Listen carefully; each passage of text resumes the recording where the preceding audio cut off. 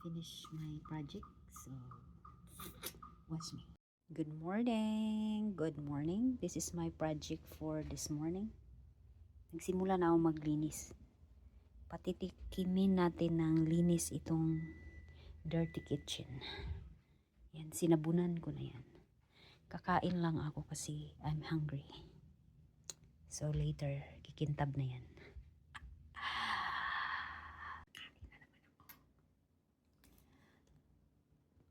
Let's eat breakfast.